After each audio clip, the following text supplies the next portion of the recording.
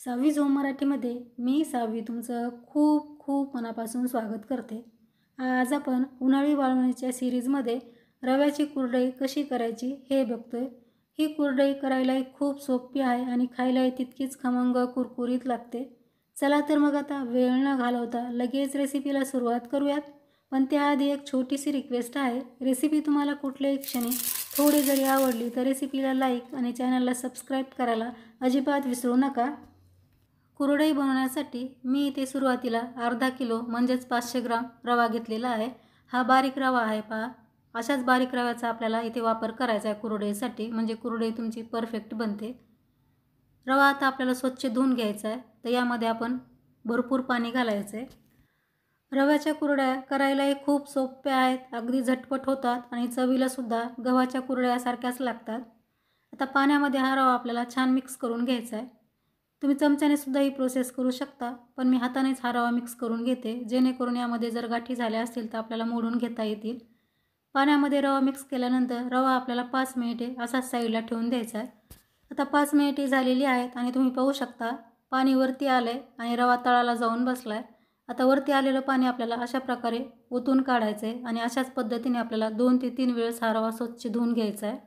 धुतलेला रवा अशा प्रकारे मोठ्या भांड्यामध्ये काढून घ्यायचा आहे, जेणेकरून रवा अगदी चांगला भिजेल. हा रवा आता आपल्याला 2 दिवस भिजण्यासाठी साईडला ठेवून द्यायचा आहे आणि सकाळ संध्याकाळ या रव्यातलं पाणी देखील बदलायचं आहे.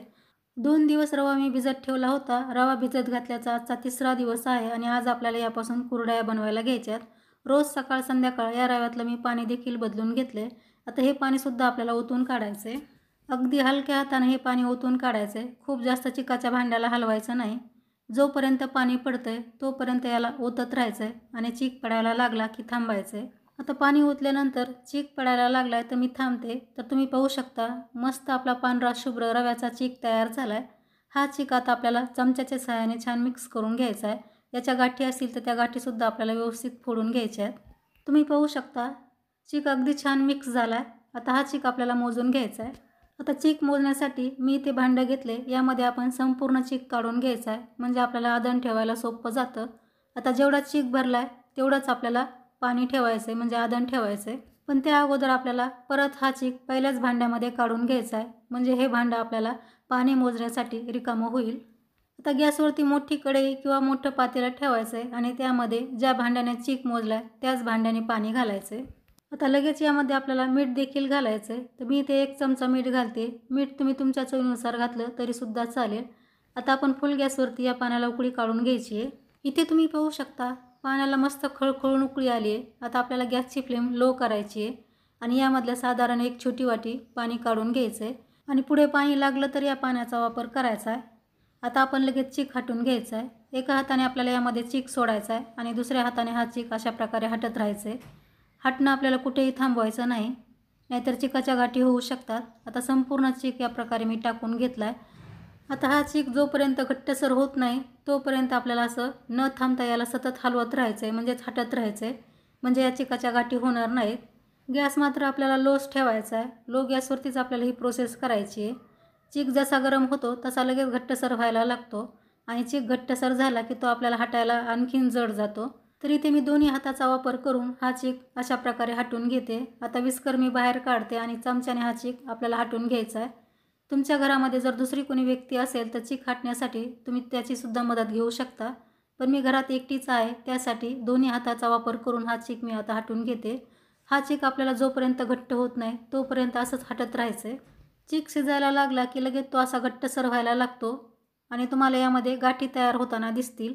पण लगेच घाबरून जाऊ नका. ह्या गाठी नाही आहेत, आपण याला असं मोडत राहिलं की त्या गाठी लगेच मोडतात. गॅसची फ्लेम आपली अगदी लो आहे, म्हणून या गाठी शिजणार नाहीत. गाठी शिजल्या नाही तर त्या निब्बर होणार नाहीत आणि मग या गाठी आपल्याला यामध्ये छान मिक्स करून घेता येतील अशा प्रकारे. आता हा चीक आपल्याला जोपर्यंत घट्ट होत नाही तोपर्यंत असंच हलवत राहायचं आहे. 4 ते 5 मिनिटे हा चीक मी अगदी व्यवस्थित हटवून घेतला आहे. तुम्ही पाहू शकता चीक मस्त घट्टसर झाला आहे. अशाच प्रकारे आपल्याला चीक हटवून घ्यायचा आहे, म्हणजे यापासून आपली कुरडईसुद्धा अगदी परफेक्ट बनते. आता चीक आपला छान हटून झालेला आहे. आता आपण हा चमचा बाहेर काढायचा आहे, पण त्याआधी या चमच्याला लागलेला चीकसुद्धा या कढईमध्ये आपल्याला काढून घ्यायचा आहे आणि कढईचा चीकसुद्धा आपल्याला अशा प्रकारे जमा करून घ्यायचा आहे. आता यावरती झाकण ठेवून गॅसची फ्लेम आपल्याला लो ठेवायची आहे आणि 5 ते 7 मिनिटे हा चीक वाफू द्यायचा आहे. आता 7 मिनिटे झालेली आहेत. परत हा चिक आपल्याला झाकण काढून अशा प्रकारे मिक्स करून घ्यायचा आहे. आणि तुम्ही पाहू शकता चिक आपला अगदी मस्त घट्टसर झाला आहे. या स्टेजला तुमचा चिक यापेक्षा खूप घट्ट झाला तर आपण जे गरम पाणी बाजूला काढून ठेवलं होतं त्याचा तुम्हाला यावरती शिपका द्यायचा आहे. जसं पाणी लागेल तसं तुम्हाला शिपका देऊन यामध्ये पाणी ॲड करायचं आहे. तर खूप जास्तही पाणी यामध्ये घालायचं नाही. चिक शिजल्यानंतरसुद्धा थोडा पातळ होतो, त्यासाठी चिकाचा अंदाज घेतच लागलं तर यामध्ये पाणी वापरायचं आहे. पण मला इथे हा चिक परफेक्ट वाटतो आहे म्हणून यामध्ये मी पाणी घालणार नाही. आता चिक पहा मी अगदी छान मिक्स करून घेतला आहे. सर्व बाजूने चिक आपला एकसारखा तयार झाला आहे. आता चमच्याला लागलेला चिक आपल्याला हात ओला करायचा आणि अशा प्रकारे काढून घ्यायचा. आता कढईला लागलेला चिकसुद्धा आपण चमच्याने छान एकजीव करून घ्यायचा आहे, म्हणजे एका ठिकाणी करायचा आहे, म्हणजे तो पटकन शिजतो, त्याला चांगली वाफ येते. आता आणखी आपल्याला 10 ते 12 मिनिटे लो गॅसवरती हा चिक चांगला शिजवून घ्यायचा आहे. चिक तुम्ही जितका चांगला शिजवून घ्याल तेवढीच तुमची कुरडई परफेक्ट बनेल. आणि या 10 ते 12 मिनिटामध्ये तुम्हाला हा चिक 1 ते 2 वेळेस हलवून घ्यायचा आहे, जेणेकरून चिक आपला चांगला शिजेल आणि खालीही लागणार नाही. आता आपण यावरती झाकण ठेवून हा चिक 10 ते 12 मिनिटे शिजवून घेऊयात. 10 ते 12 मिनिटे हा चिक मी लो गॅसवरती अगदी मस्त शिजवून घेतला आहे. तुम्ही पाहू शकता चिकाला एक चकाकी आलेली आहे आणि चिक कढईलासुद्धा सोडतो आहे. असा चिक तयार झाला की समजायचं चिक आपला परफेक्ट शिजला आहे. या 10 ते 12 मिनिटामध्ये चिक मी 2 ते 3 वेळेस हलवून घेतला आहे, जेणेकरून आपला चिक परफेक्ट शिजावा. सुरुवातीपासून ते आत्तापर्यंत चिक शिजण्यासाठी मला 20 ते 25 मिनिटाचा वेळ लागलेला आहे. चिक परफेक्ट शिजणं खूप गरजेचं आहे, तरच तुमची कुरडई परफेक्ट बनते. चिक झाला आहे की नाही हे पाहण्याची इथे मी तुम्हाला दुसरी पद्धत दाखवते. पाण्यात हात ओला करायचा आणि नंतर तो चिकाला लावायचा. चिक हाताला अजिबात चिकटत नाही, तेव्हा समजायचं चिक आपला परफेक्ट झाला आहे. चिक जर हाताला चिकटून येत असेल तर आणखी 4-5 मिनिटे हा चिक शिजू द्यायचा आहे. आता हा चिक आपला परफेक्ट शिजला आहे. मी गॅस बंद करून चिक आपण लगेच साच्यामध्ये भरून घेऊयात. इथे मी सोऱ्या घेतलेला आहे आणि त्याला कुरडईची प्लेट देखील लावून घेतली आहे. आणि सोऱ्याला मी अगोदर तेल किंवा पाणी काहीही लावलेलं नाही, त्यामध्ये असाच मी चिक भरून घेते. चिक भरताना आपल्याला चांगला प्रेस करत भरायचा आहे, म्हणजे कुरडई पाडताना मध्येच तुटत नाही. आणि सोऱ्या खूप जास्त कडेपर्यंतही भरायचा नाही. सोऱ्या बंद करण्यासाठी आपल्याला थोडीशी जागा शिल्लक ठेवायची. आता लगेच सोऱ्या बंद करायचा आणि कुरडई बनवायला सुरुवात करायची. इथे मी पॉलिथिन सीट अगोदरच अंथरून घेतली आणि याला तेल लावलेलं नाही. तेल लावायची अजिबात गरज नाही. वाळल्यानंतर या कुरड्या या पॉलिथिन सीटपासून आपोआप सेपरेट होतात आणि तुम्ही पाहू शकता खूप सुंदर आपल्या या कुरड्या तयार झालेल्या आहेत. आणि याची तारसुद्धा पहा अगदी शेवयाच्या तारीसारखी दिसते. अशी कुरडई झाली की समजायचं आपली कुरडई परफेक्ट तयार झालेली आहे. चिक गरम आहे तोपर्यंतच आपल्याला अगदी पटपट या कुरड्या बनवून घ्यायच्या आहेत. चिक थंड व्हायला लागला तर तो आणखी घट्टसर होतो आणि मग कुरडई पाडताना जास्त त्रास होऊ शकतो. तर तुम्ही पाहू शकता आपली ही कुरडई अगदी इझिली पडते, म्हणजे हा चिक अगदी परफेक्ट झालेला आहे. मला कुरडई पाडताना अजिबात त्रास होत नाही.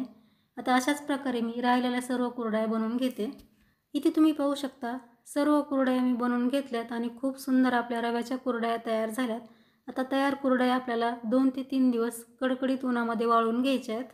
3 दिवसानंतर तुम्ही पाहू शकता कुरड्या आपल्या मस्त वाळल्यात आणि खूप जास्त पांढऱ्या शुभ्र या कुरड्या तयार झाल्यात.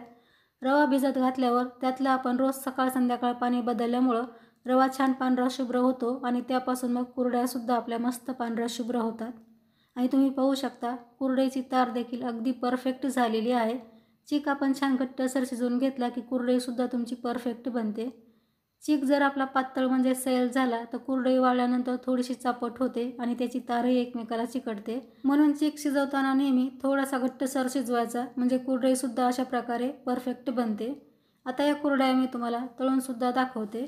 इथे मी तेल अगोदरच गरम करायला ठेवलं होतं. तेल चांगलं गरम झालं की आपल्याला फ्लेम मिडियम करायची आहे आणि अशा प्रकारे त्यामध्ये कुरडई तळून घ्यायची आहे. तुम्ही पाहू शकता खूप मस्त फुलली आहे आणि खूप पांढरी शुभ्र आपली कुरडई तयार झाली आहे.